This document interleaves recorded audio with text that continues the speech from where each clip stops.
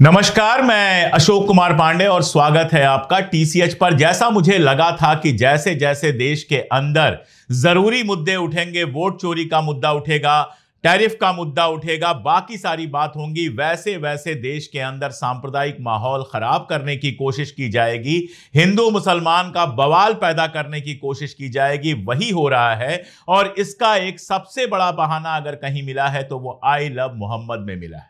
आई love Mohammad को लेकर विवाद हुआ था, उसके बाद वो शांत जैसा हो गया था। कुछ लोगों ने कहा कि हम आई लव महादेव लिखेंगे, लिखिए, किसी को कोई दिक्कत नहीं होनी चाहिए। ना तो आई लव मोहम्मद पे कोई दिक्कत होनी चाहिए, ना आई लव महादेव पर कोई दिक्कत होना चाहिए। कोई आई लव मोदी लिखना चाहे, कोई आई लव योगी जी लिखना चाहे तो उससे भी कोई दिक्कत नहीं होनी चाहिए। लेकिन कुल मिला जुलाकर इसको एक बड़ा तमाशा बना दिया गया, बड़ा बवाल बना दिया गया और एक ऐसा इशू बना दिया गया जो लंबे समय तक लग रहा है सुलगता रहेगा। कल बरेली में जो कुछ हुआ है वो सब बेहद दुर्भाग्यपूर्ण है, बेहद बेहद दुर्भाग्यपूर्ण है। मुझे तो खास तौर पे मुस्लिम समाज के जो लीडरान हैं उनका नहीं समझ में आता है कि किस तरह की हरकतें ये कर रहे हैं। इनको पता है कि उमर खालिद और शर्जील इमाम जैसे लोग किस तरह से बरसों से जेल में बंद हैं, जमानत तक नहीं हो पा रही है और अब नए सिरे से ये सब जो कुछ हो रहा है, इसमें जो लोग गिरफ्तार होंगे उनके साथ क्या होगा उसको समझना कोई मुश्किल काम नहीं है। बरेली की पूरी घटना देख लेते हैं। कल जुमा था और जुमे पर यह विवाद शुरू हो जाता है। जुमे की दोपहर आला हजरत मस्जिद में नमाज पढ़ी गई, जुमे की नमाज पढ़ी गई, जो बहुत अच्छी बात है, नमाज पढ़ी जाती है। इसके बाद नौमहला मस्जिद में नमाज शुरू हुई जो 3 बजे तक चली और इसके बाद लोग घर चले गए। यह बिल्कुल सामान्य सी बात थी। उसके बाद जब नमाज खत्म हुई तो कहा जा रहा है कि कुछ लोग आई लव मोहम्मद के पोस्टर लेकर बाहर निकले। भीड़ नारेबाजी करते हुए इस्लामिया ग्राउंड की तरफ जाने की कोशिश कर रही थी। अब देखिए, जितनी भी रिपोर्ट्स हैं उनको पढ़ लीजिए, भीड़ कहीं कुछ ऐसा नहीं कर रही थी जिससे शांति व्यवस्था भंग हो जाती। भीड़ को अगर किसी मैदान तक जाना था, मैदान तक जाने दिया जाता, वहां कार्यक्रम वगैरह होता, उसके बाद वो लौट जाते। लेकिन यहीं पर प्रशासन का हस्तक्षेप होता है, रोका जाता है, पुलिस रोकना शुरू करती है और उसके बाद भीड़ के अंदर के कुछ असामाजिक तत्व हैं वो पथराव शुरू कर देते हैं। अब जब पथराव शुरू होगा तो जाहिर है लाठीचार्ज होगा। लाठीचार्ज हुआ और उसमें ढेरों लोग घायल हुए हैं। इस्लामिया ग्राउंड जो है, बताया जा रहा है, आला हजरत मस्जिद और नौमहला मस्जिद से कोई खास दूर नहीं है, 200-500 मीटर की दूरी पर है। तो कोई बहुत बड़ा जुलूस शहर के अंदर से कोई बहुत दूर तक नहीं जा रहा था। जुलूस इन मस्जिदों से निकलकर अगर इस्लामिया ग्राउंड तक जा रहा था तो यह आधे किलोमीटर का मामला था। बड़े आराम से उसको निकाला जा सकता था। वहां पर जाते, घंटे 2 घंटे जो करना था वो करके लौट जाते, लेकिन नहीं हुआ। लाठीचार्ज का आदेश हुआ और लाठीचार्ज के बाद वही होता है जो हुआ। मारपीट हुई, तमाशा हुआ, जाहिर है कुछ लोग गिरफ्तार भी किए जाएंगे। इसके बाद कोतवाली के पास बताया जा रहा है नावेल्टी चौराहे पर भी कुछ लोग पोस्टर लेकर पहुंच गए, पुलिस से भिड़ गए, पुलिस ने लाठीचार्ज किया और उसके बाद ये पथराव, लाठीचार्ज, आंसू गैस, ये सारा कुछ जब हुआ तो जाहिर तौर पर बहुत सारे लोग घायल भी हुए हैं, बहुत सारे लोगों को चोट भी लगी है और ये मसला अचानक से बड़ा बन गया। अब इस मसले की जड़ में क्या है वो देखिए आप। तौकीर रजा साहब जो हैं, उन्होंने, ये इत्तेहाद मिल्लत काउंसिल आईएमसी के अध्यक्ष हैं, उन्होंने पुलिस प्रशासन को खुली चुनौती दी थी कि धरना प्रदर्शन हर कीमत पर होकर रहेगा। 26 सितंबर की सुबह उन्होंने अपना वीडियो भी जारी किया था और उन्होंने कहा कि पुलिस प्रशासन ने अगर हमारे लोगों को रोकने की कोशिश की तो उसके बाद जो भी होगा उसकी जिम्मेदार पुलिस होगी। क्या होगा तौकीर साहब? मासूम लड़के जो हैं उनके ऊपर लाठियां चलेंगी, उनके सर फोड़ दिए जाएंगे, उनकी हड्डियां तोड़ दी जाएंगी, इलाज घर वाले कराएंगे, आप तो कराने आएंगे नहीं। इसके अलावा क्या होगा? इसके अलावा यह होगा कि कुछ लोगों को उठाकर और गंभीर और संगीन धाराएं लगाकर जेल में डाल दिया जाएगा। अब परिवार वाले मुकदमा लड़ते रहें, उन बच्चों की जिंदगी खराब हो जाए। हो गया, आपकी तो नेतागिरी चमक गई, आपने वीडियो जारी कर दिया, बरेली में बवाल करा दिया, आपकी नेतागिरी तो चमक गई। जनता को क्या मिला जरा यह बता दीजिए, मुसलमानों को क्या मिला जरा यह बता दीजिए।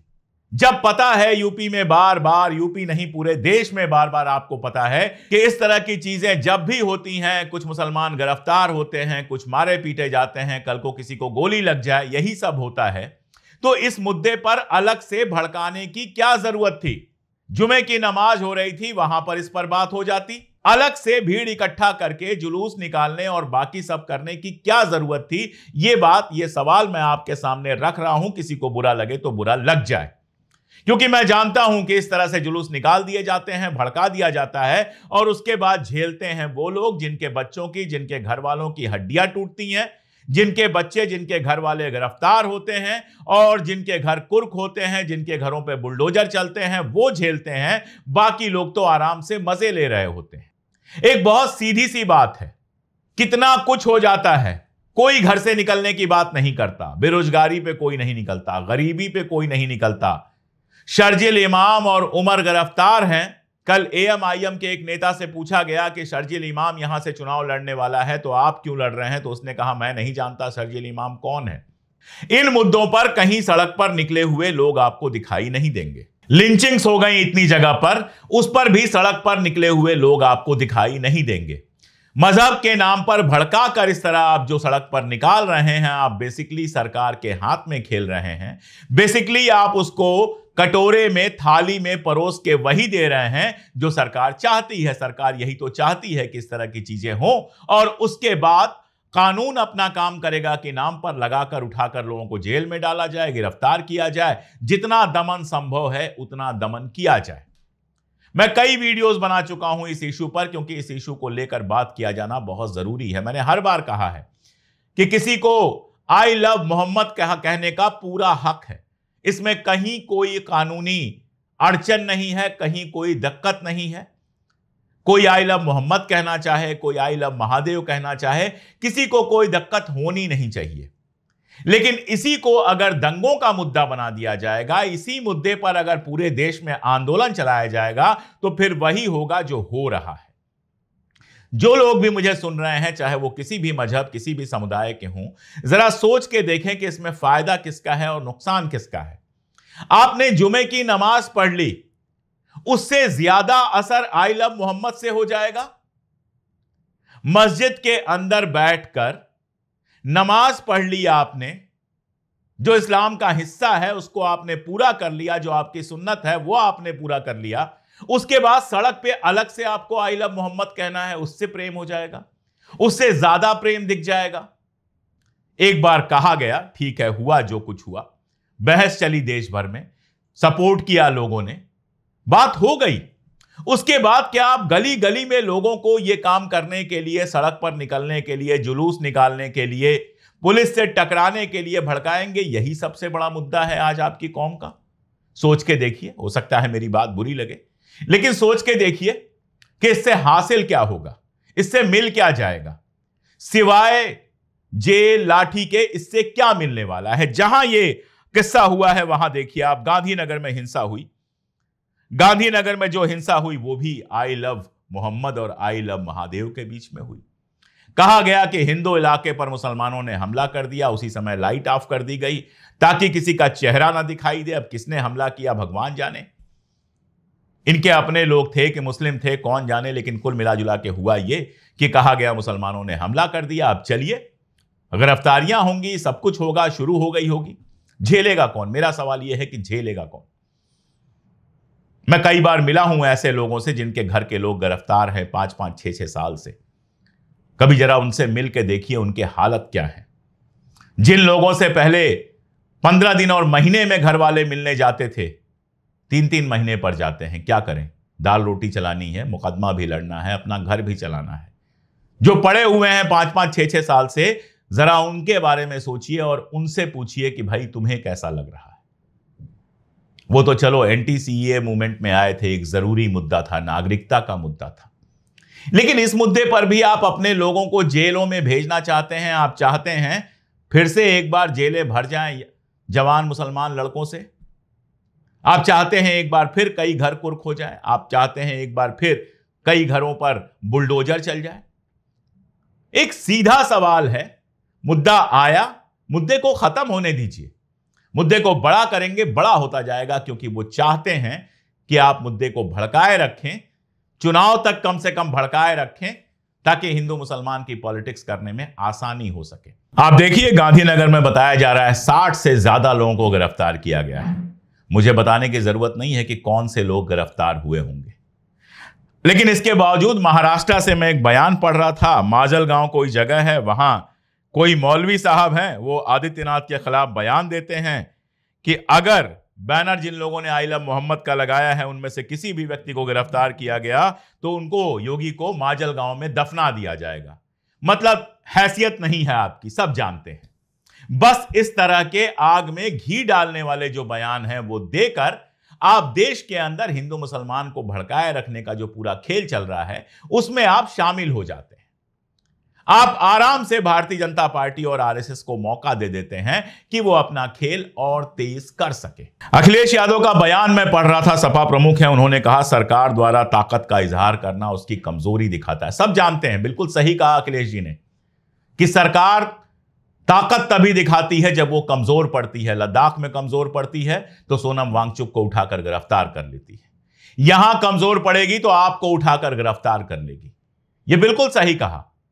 मैं 100 बार इस बात को दोहरा सकता हूं कि सड़क पर जुलूस निकालना आई लव मोहम्मद का बैनर लेके या I love Mohammad social media पर लिखना बिल्कुल गलत नहीं है, कानून के लिहाज से भी गलत नहीं है। अगर कभी यह मामला मुकदमे के लेवल पर गया, कोर्ट में गया, तो लर्नेड जज यही कहेंगे कि इसमें क्या दिक्कत है, इसमें किसी को कोई समस्या नहीं होनी चाहिए, इसमें किसी से नफरत की बात नहीं की जा रही है, मोहब्बत की बात की जा रही है। सब अपने अपने भगवान से, खुदा से, गॉड से मोहब्बत करते हैं। हिंदू होगा तो शिव जी से मोहब्बत करेगा, राम जी से मोहब्बत करेगा, मुसलमान होगा तो मोहम्मद से लव करेगा, प्रेम करेगा, ईसाई होगा तो ईसा से करेगा। यह बिल्कुल नॉर्मल सी चीज है। लेकिन हमारे देश में जो माहौल बना हुआ है उसमें नॉर्मल चीजें भी एब नॉर्मल होती चली जा रही, और जब मुश्किल वक्त हो, नॉर्मल चीजें भी एब नॉर्मल हो रही हों, तो अपनी कौम को जबरदस्ती आग में झोंक देना कोई होशियारी नहीं होती है। उस समय होशियारी होती है अपनी कौम को मजबूत करना। उस समय होशियारी यह होती है कि बच्चे जेल ना जाएं, इसका इंतजाम करना, उनसे कहना पढ़ो लिखो, जबरदस्ती ऐसे काम मत करो कि जेल जाना पड़े। लेकिन भाई दोनों तरफ ऐसे लोग हैं, इधर भी भड़काने वाले हैं, उधर भी भड़काने वाले हैं। मैं इतना कुछ बोल रहा हूं तो हो सकता है मुझे भी बहुत सारी गालियां पड़े, लेकिन ठंडे दिमाग से 1 मिनट सोचिएगा कि यह सब जो तमाशा हो रहा है, मैं यहां पर खड़े होकर 1 घंटे सरकार की मजम्मत कर सकता हूं और करता ही रहता हूं, लेकिन उसके बाद यह सवाल पूछने का, हिंदुस्तान का एक नागरिक होने के नाते यह सवाल पूछने का मुझे हक है कि इस तरह से अपने कौम के लोगों को भड़काकर उनके जेल जाने, उनकी हड्डियां तोड़वाने, उनके घर तोड़वाने का इंतजाम करना होशियारी है या सरकार के हाथों में खेलना? जरा सोच के बताइएगा। जरूरी है कि देश के अंदर अमन रहे, खास तौर पर अल्पसंख्यकों के लिए, कमजोरों के लिए जरूरी है कि इस देश में अमन रहे, क्योंकि अगर अमन नहीं रहेगा तो पुलिस के, कानून के शिकार वो ही सबसे पहले बनेंगे। गलती किसी की हो, गिरफ्तारी उनकी होगी, जेल वो जाएंगे, यूएपीए उनके ऊपर लगेगा, परिवार उनके तबाह होंगे। इसलिए सोचने की जरूरत है कि क्या इस तरह का मौका देना सही है। आपको जो भी लगे, अगर मैं गलत लगूं तो भी, अगर आपको सही लगे तो भी, कमेंट में जरूर बताइए। जुड़े रहिए हमारे साथ, देखते रहिए हमारे वीडियोस। मैं कोशिश करता हूं कि वो सच कहूं जो सच कहने में बहुत लोग डर जाते हैं। आज के लिए इतना ही, बहुत शुक्रिया।